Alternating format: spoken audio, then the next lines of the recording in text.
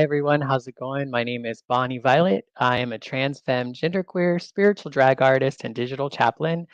And in case you don't know where you are at Dragon Spirituality with our my special series called Idaho Drag is Divine that will be taking place over the next about 4 weeks.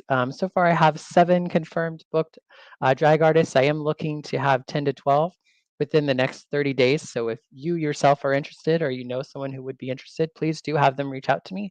I still have a little bit of time to schedule some folks. But basically, there is a lot of conversations that are happening about us as drag artists all over. And I thought it would be great for us to have an opportunity for us to talk more about ourselves and give people an opportunity to hear our stories from our mouths, the complicated, the beautiful, the tragic, the creative, all the things that come with drag. And to me, drag is spiritual in nature in the sense of that I think that it gives life and brings life to not only me as a drag artist, but the audience and the folks that I get to share my drag with.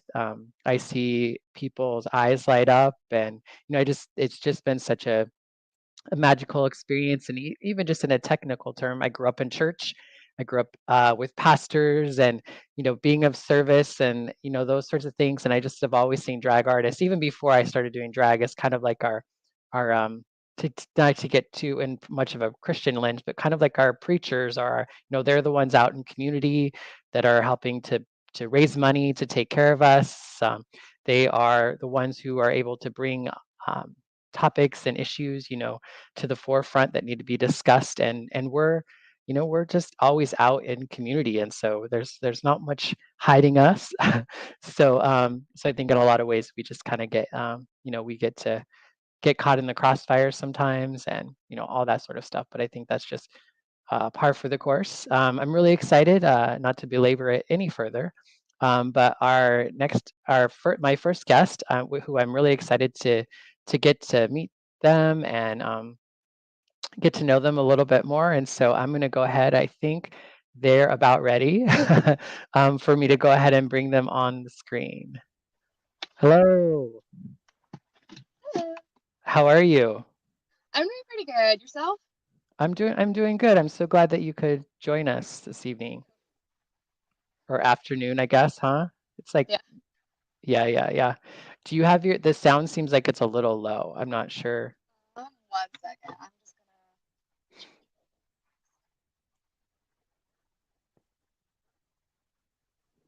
Sorry, folks. This is just what happens. Just gotta go roll with the punches. All right. That seems better. Yeah. Now, if we can get it to stay where it needs to stay. Yeah. Awesome. I think the sound seems a lot better on this end. So, hmm um, do you want to go ahead and introduce yourself real quick to folks? Tell us a little bit about you. I perform under the name Faeryl Sweet. I'm from Idaho, Boise area. I live in a little suburb town called Cuna my whole life. That's Mm, pretty fun. Um, I'm part of a drag troupe called the Gendertainers. It's a pretty brand new troupe that's comprised of non-binary and genderqueer and trans drag artists in the area, which is really cool. Um, I don't really know. No, that's great. That's a good way to get started.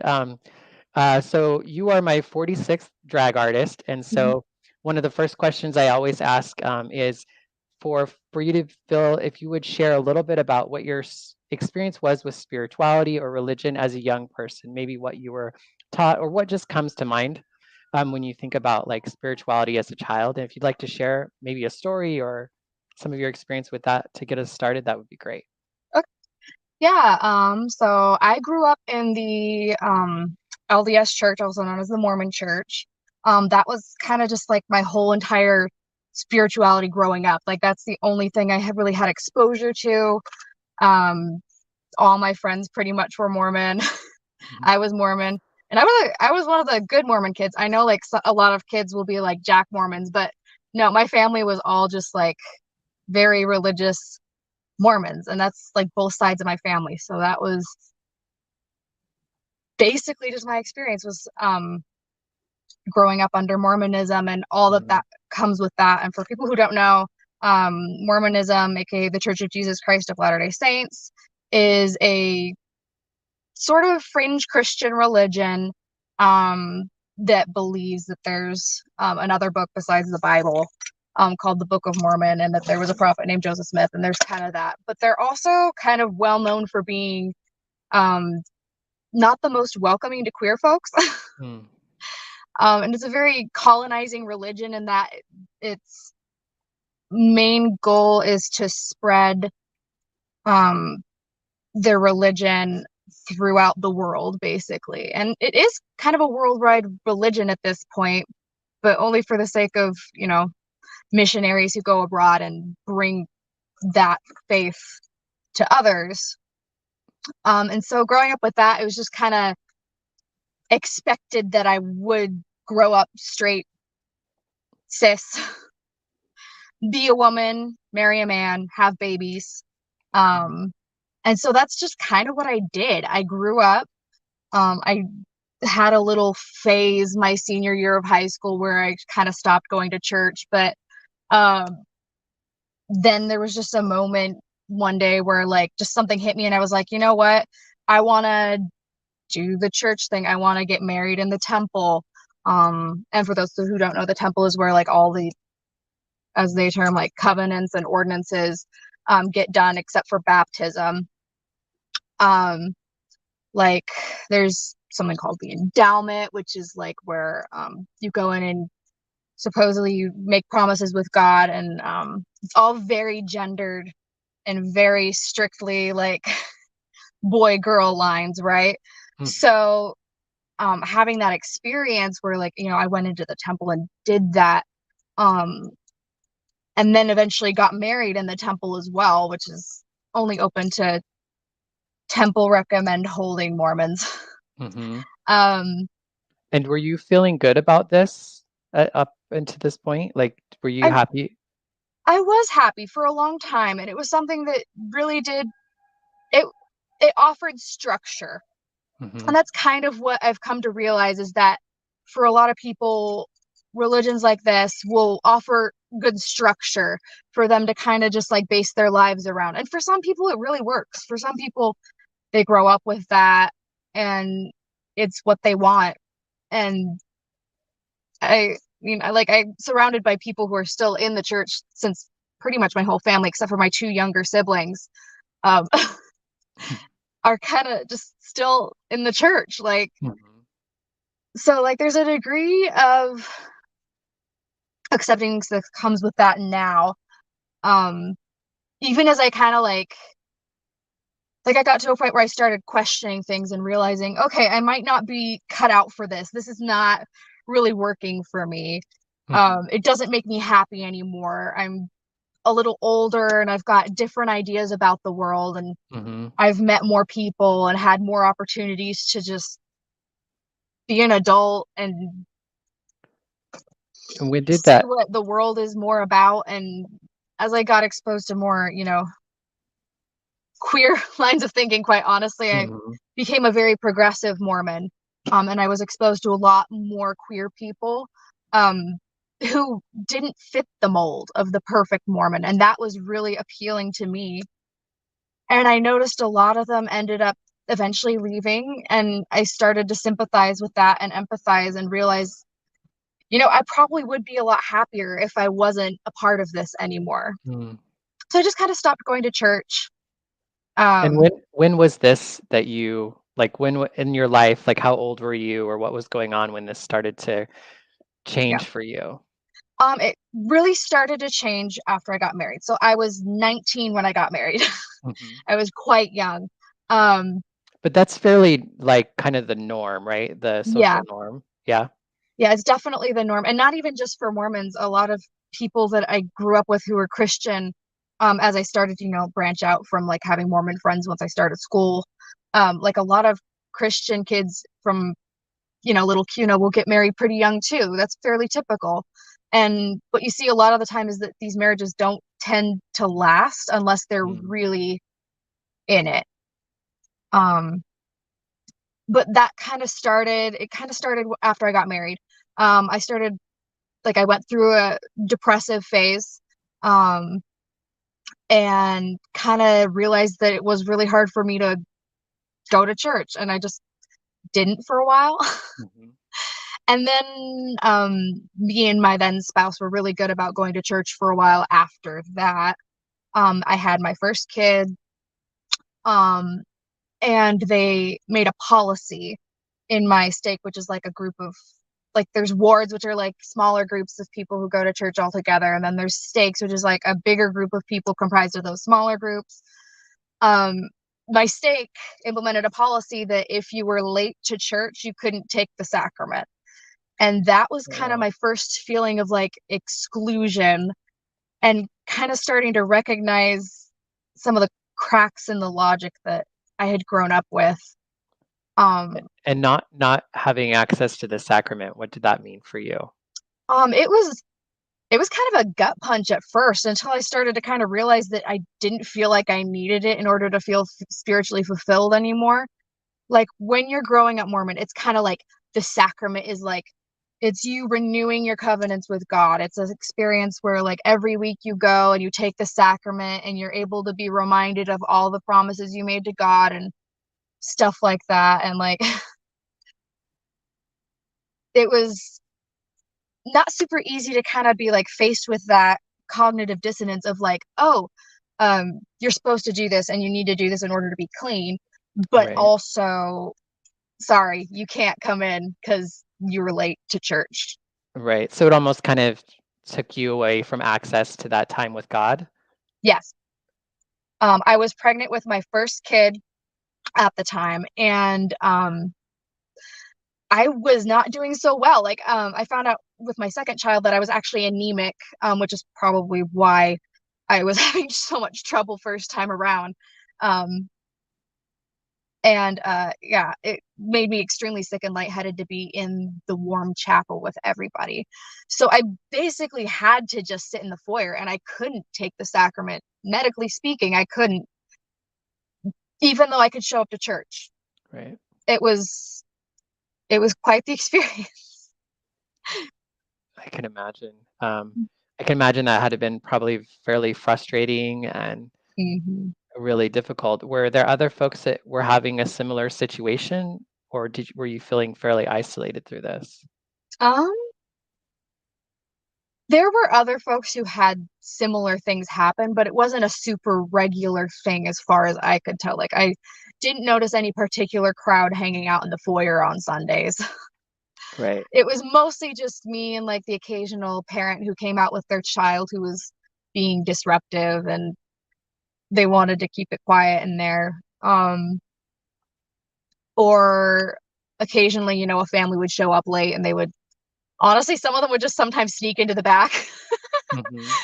Which I thought about doing, but the air conditioning was broke that summer. So yeah. I couldn't, it would make me sick. Yeah. And so what kind of caused you to finally kind of let go?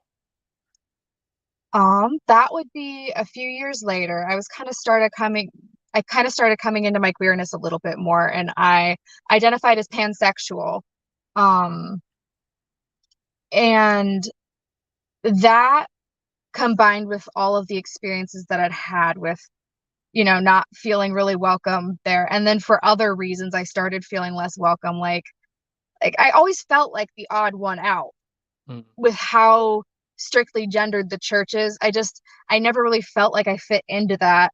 And those feelings, as I sort of came into my queerness in terms of my sexuality, started kind of like coming out in more gendered ways of just like, okay, so maybe I'm not cis, actually. Maybe I am non-binary. Maybe I am identify with some femininity and a little bit of masculinity. Maybe I'm gender fluid, and just kind of experimenting with those thoughts. And was this all happening during your marriage?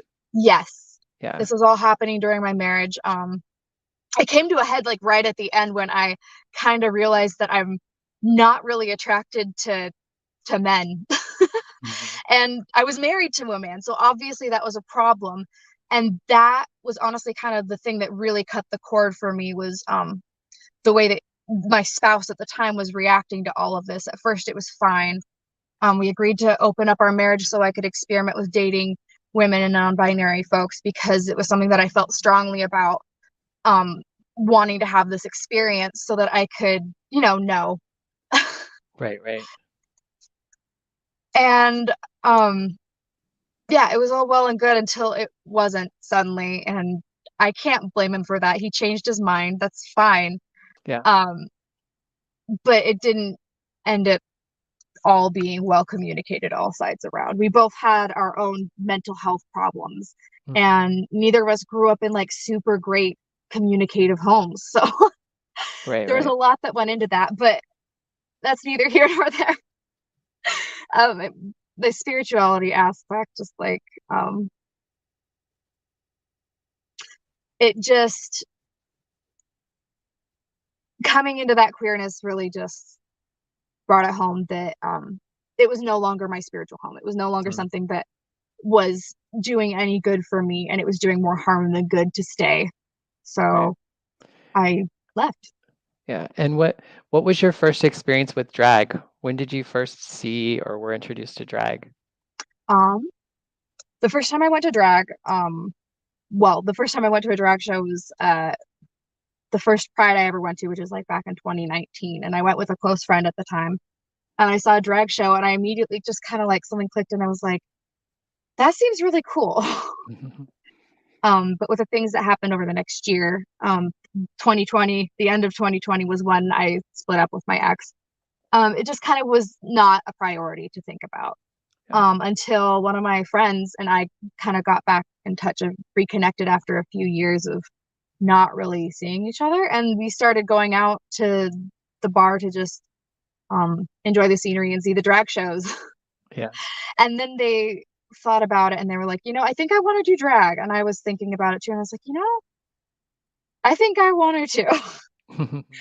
And then they did their first show. And they were doing shows for a little while.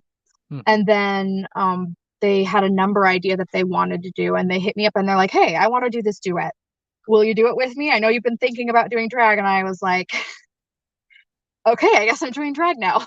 And that's just kind of how it started. Yeah. What was it that drew you to doing drag yourself? What took you from like being a spectator, if you will, to somebody who wanted to do drag? Yeah. I've always been into performing ever since I was younger. It started with like church choirs as a kid, and I did like a little singing and dancing group that sang like Broadway and popular music from like the late 90s. Mhm. Um, and that was my jam. I was really into that. And then I did choir in high school and marching band and theater eventually. And it just really brought out this part of me that felt very much myself, like Mhm. not in a way that I had ever really experienced before. It felt more me than me. Mm. And there's just something about like getting ready for shows and the process of just like becoming something that felt different than what I was experiencing at the time. Um, What that would you have really called drew me that to the performing experience? arts. Mhm. And that kind of just, I didn't really get to do a lot in my younger adult life. Kind of being a Mormon and a mom, I just didn't have opportunities. And I didn't bring myself very many opportunities because I was supposed to stay at home with the kids. Mhm. But when I did finally see drag and have that experience of like feeling drawn to it and then having someone really pull me in and say like, hey, let's do this. Let's actually do it.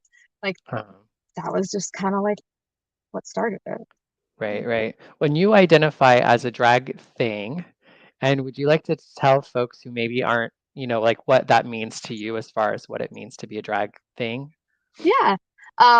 Being a drag thing comes in a lot of different flavors, but like the most bare basic form of drag thing would be just like not quite a king and not quite a queen. Um, Anything in between, anything outside of those, um, drag things can present very femme like a queen if they want, or very masc like a king if they want. Um, but always just not there. Right. And so maybe even like a non-binary type. I think for Yeah. folks who maybe are, like I'm thinking of like folks who aren't part of the queer community who might, Mhm. like be aware of kind of the masculine or the feminine or quote Yeah. unquote male and female or queen and king. And thing can be kind of a mixture of those or completely different, all that sort of stuff, right? What Yeah. what drew you what drew you to being a thing versus a king or a queen? I just didn't feel like being a queen and I didn't feel like being a king. And I felt like wanting to be able to do either or both if I wanted to without the pressure of like having to fit into one gendered box. Cause I do feel like more of me when I'm on stage than I am usually. Like that's kind of just like what my persona is. It's me, but more and sometimes different, just playing around with expression and going for more than usual. Hmm. Um, and I'm non-binary, so that was a very natural fit for me. Yeah, yeah. Awesome. And for you, I know like for me, I didn't start really living into my transness until Mhm. I started drag. How did one come before the other for you or? They honestly kind of came together at the same time. Like I realized that I was non-binary sometime around the like a little bit after that I was out as pansexual at the time. Um, but I didn't really start feeling it or feeling like I could express it in different ways until I kind of started distancing myself from the church Hmm. and really had more ways to just sort of express my gender without feeling needing to fit into a box. Yeah. Um, and then drag kind of just came along with that as I split from my ex and was able to just be independent and not have to fit a specific expectation. Hmm. So Yeah. And how is your family? How is your family with that? And that can be very broad, but yeah. how would you say family interacts with you being a drag thing? Um, yeah, honestly, my family took it pretty well. Like I'm not super um necessarily open about like what types of performances I do since Hmm. um sexuality is pretty taboo.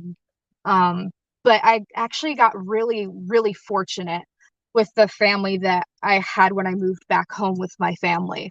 Um, I expected them to not really be welcoming of me being queer or anything like that, but I had two closeted younger siblings who came out as non-binary on their own terms as Hmm. well, and my parents were surprisingly accepting.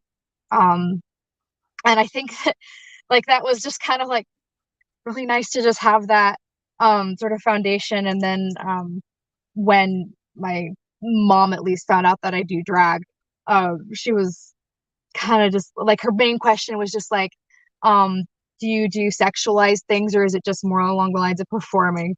And I didn't really know what to say because Yeah. sexuality is just so taboo Hmm. if you're Mormon. So just was kind of like, yeah, I know, I just perform mostly. Um, Yeah. And how would you say sexuality is or isn't connected to your drag? I'd say it's definitely kind of intrinsic. I identify as demisexual as well, so it's really interesting to be able to go out on stage and just kind of like express without the pressure or need of like actually engaging with anybody specifically. Hmm. I do feel like sexuality is something like a lot of people, I feel like it's very connected with my spirituality. And so having that outlet and having that connected to something that's already so spiritual for me, which is performing, and that process of sort of becoming and expressing, um, is just really it's something that comes out when it comes out and when it it's not a sexual performance, it's not a sexual performance. So, Mhm. Yeah, well, it sounds like you're fairly integrated in the sense of I hear spirituality, I hear sexuality, I hear mhm. gender, I hear even just family and all that. It all seems like it seems to be interconnected. It's not like I think oftentimes things are compartmentalized. Oh yeah. Um, what would you say kind of causes that all to come together for you? Has it been difficult to get to that place, or has it all Oh just kind of made sense? yeah, it's definitely been difficult to get to that place. That was one of the things that was kind of like the impetus for me realizing that I'm not attracted to men. I identify as lesbian in simple terms, but I'm attracted to non-binary people as well, so that's broader terms. Right, right. And when I was coming into that, like I just kind of started realizing how compartmentalized my life was and Mm, how I felt sort of divorced from church and that sort of culture, while at the same time having my experience with dating a woman um, being separate from my home life. mm, And that was, kind of a necessary thing. My ex and I were living with my then in laws. And so, like, it was for safety, really, that I right. couldn't be open and out loud about any of it. But once I realized that, and once things really started to snowball in terms of like getting split up and like, um, then eventually getting a divorce and um, all that good stuff, getting a job, doing things that I'd never had to do before because my husband always did it. Right. Um, it very naturally just kind of all flowed together in a very symbiotic way, and it was really freeing. Mhm. And Callie says, it can be difficult for parents to realize their children have sexualities. Mhm. For sure. And I think, when we think of sexuality too, I think people often talk about like it always goes to the behavior. It's all always about like sexual behavior.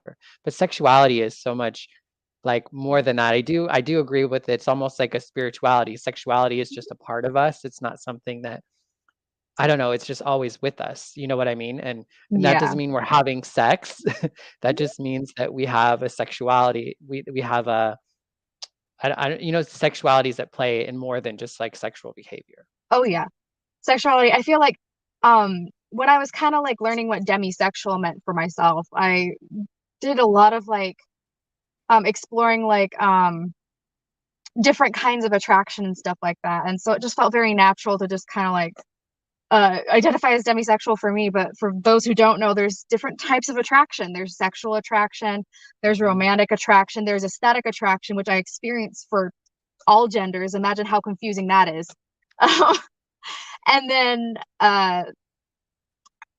platonic attraction, all these different kinds of like attraction and love that a person can experience. But a lot of times in the media, it just gets boiled down to Mhm. sex and romance, which is, you know, valid for some people, but for others, it's a little bit more complicated and not as strict as like my sexuality is wanting to have sex with somebody or wanting to go on a date with somebody and get cuddly. Like it's not straightforward always. Right, right, right. There's maybe a little bit of gray area, or even it sounds like there's a lot of exploration. Oh yeah. Um, yeah, yeah. How would you say that your spirituality, how would you identify, label, how is it that you experience your spirituality today? Um, to put it easy, I just kind of identify as like kind of like omnitheist agnostic witch, which is kind of like a lot. Some aspects of Gnosticism in the sense that like when it comes to the Bible, and I do kind of believe in the Christian gods, but when it comes to the Bible, I don't think that the Old Testament God was very loving or kind. Mm, And I think that there's a lot to be learned from Gnosticism as well, just in regards to expanding your understanding of Christianity and things like that. And then I do also identify with other deities as well, not just Jesus or the spirit. Um, I do like the idea of the universe. I'm very drawn to deities that kind of um, explore concepts of like life and death and rebirth and things like that. That's a concept that I really identify with. Like I do tarot readings for myself and others on occasion. And that's something that really resonates with me as like symbolism for expressing ideas and exploring concepts in one's life. Not necessarily like telling the future, but exploring the future, Mm-hmm. exploring opportunities and ideas and possibilities. And one of my favorite tarot cards is the death card. Mm. So I'm very drawn to like there's this one Egyptian goddess, not very well known. Her name is Kebet. I probably totally botched that pronunciation, but she is the daughter of Anubis, you know, the god of like the underworld. And Mm-hmm. she brings water to those who have died before they're judged. And that's something that I don't know, that really struck me when I learned about it. Um, and then there's also Marana, which is a Slavic goddess. I have Slavic ancestry on my dad's side. Um, very like Croatian, like a quarter of my ancestry is Croatian. Mm-hmm. So as an adult, I've been like kind of exploring that. And there's this goddess Marana who's just kind of viewed as like this goddess of winter and death. And um, they burn an effigy of her. People who worship her or not necessarily worship her but fear her will Mm-hmm. burn an effigy of her every come spring to just kind of like bring about her rebirth as the goddess of spring and life. Mm-hmm. And so my spirituality is kind of very centered around like this process of like um the death of oneself and the life of oneself and the transitional period and just the cycles of being one way and then becoming something new. Yeah, yeah. And what would you say the function of that is for you? What do you get from like, yeah, I'll leave it at that. um like for me it doesn't necessarily look like rituals, although I do enjoy a good ritual from time to time.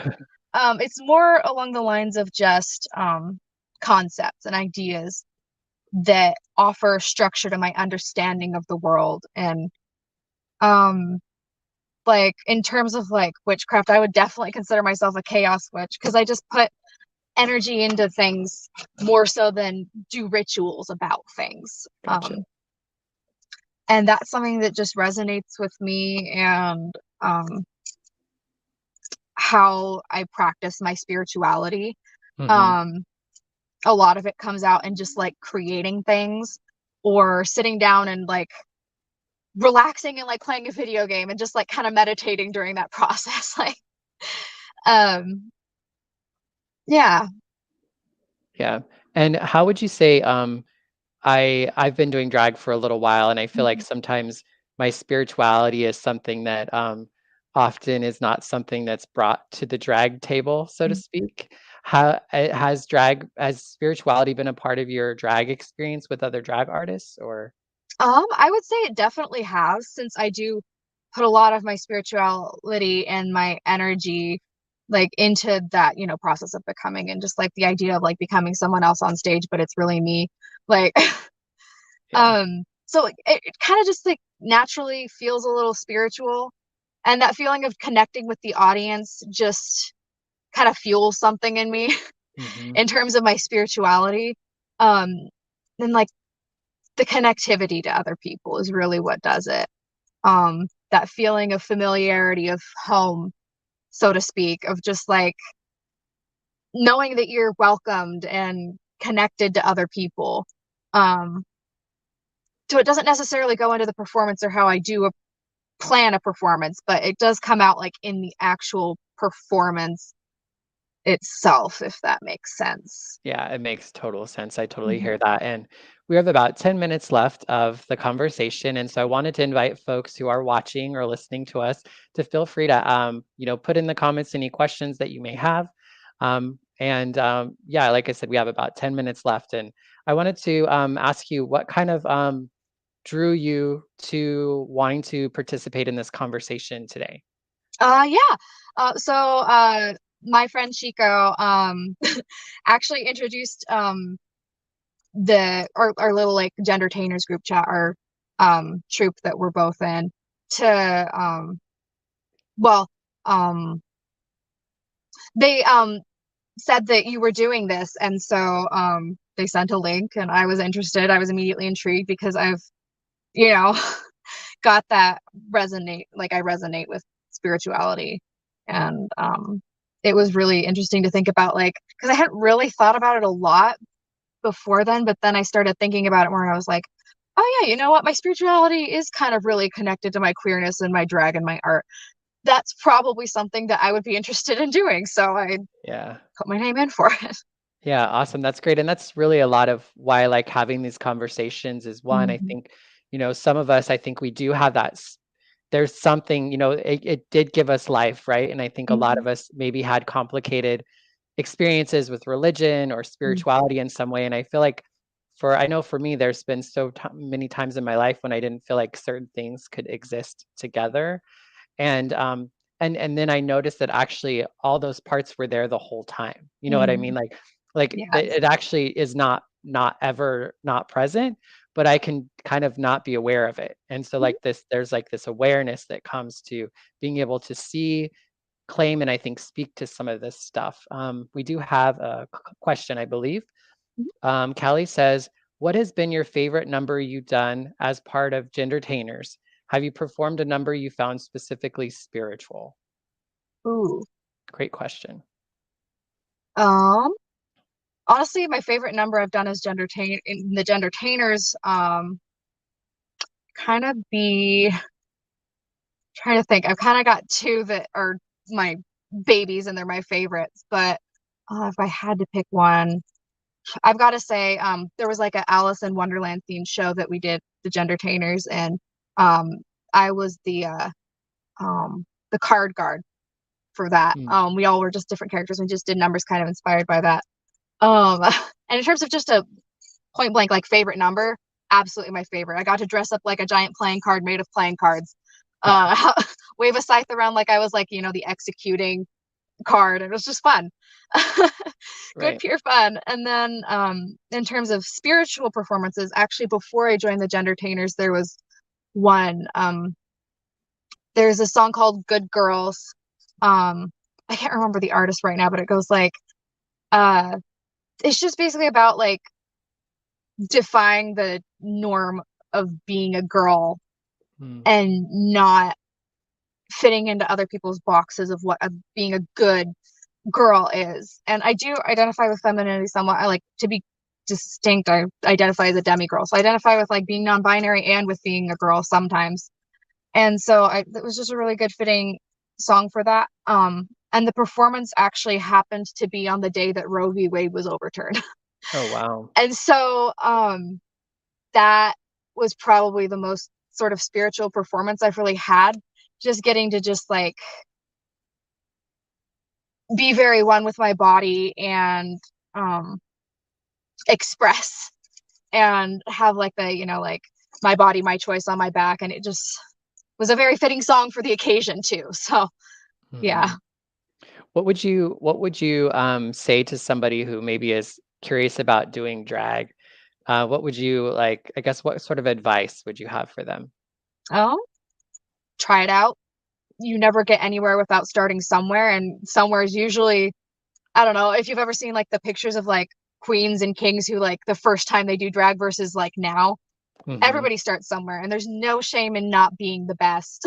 I know sometimes like I know for me, like I'm very much a perfectionist. It's not like I'm competitive, but um I'm just a perfectionist and I want everything to be perfect. And I've been doing drag for a little over a year, and I'm just now getting to a point where like I'm comfortable with a performance not being exactly like I want it.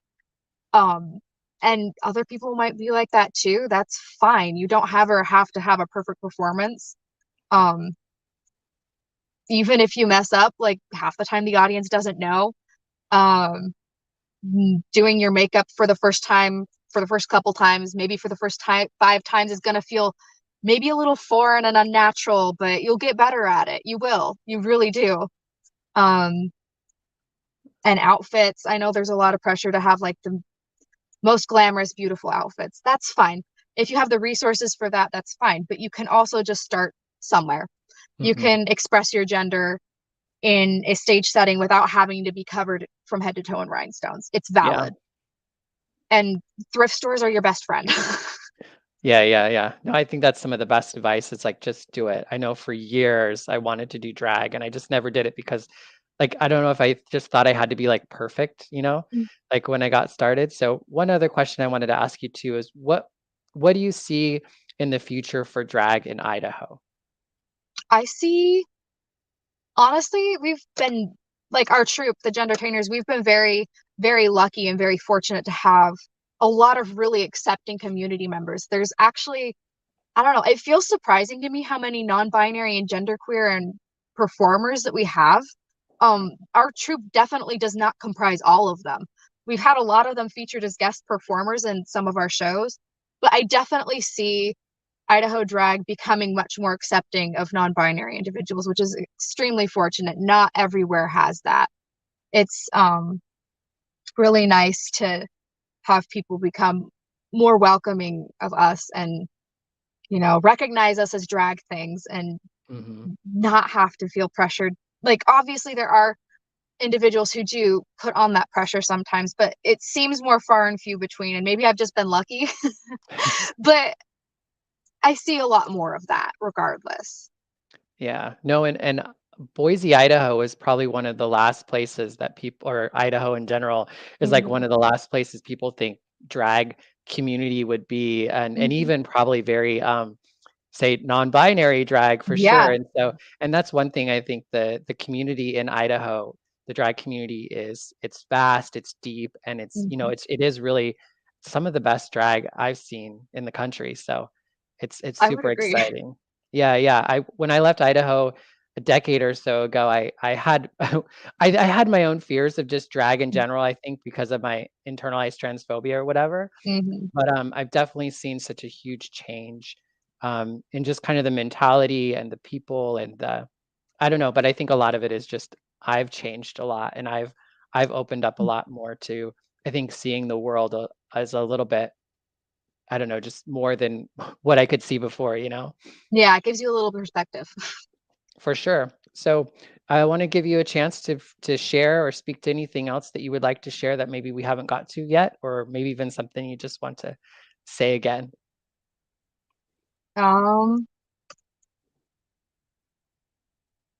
Trans liberation is important. There's a lot of transphobia going around in Idaho right now, a lot of misunderstanding. We see it around the country, but community is everything. Chosen family is just as important, more important than blood family. Some people are lucky to have supportive blood family. Some people are not. You can still build a home and a family without that. And there are safe people out there. Sometimes it feels like there's not, but through what's happening right now, that community is more important than ever. That chosen family is more important than ever because they're not going to stop. We can't stop either. We've got to push back. Otherwise, they're just going to keep going. Yeah. Yeah. Awesome. Well, thank you so much. I really appreciate you taking the time to chat with us today and to kind of put yourself out in the world, if you will, in the way that you do, and to share so much of yourself with us today. And for folks who are listening to us either after the show or watching us now, thanks so much for joining us, and do join us or join me with the future guest as early as this Friday and Saturday. Check out the links in the description. You can see again, I have six other dates that are actually already formed and some others that are in the works. So just check out the links in the descriptions wherever you find this, and take care and have a great evening, everyone. Thank you. Bye-bye. Bye.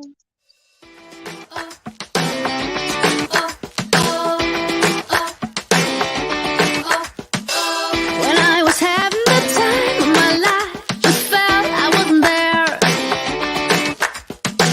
I try to hold back the evil inside, but I know it isn't fair. You didn't know I was watching. I didn't mean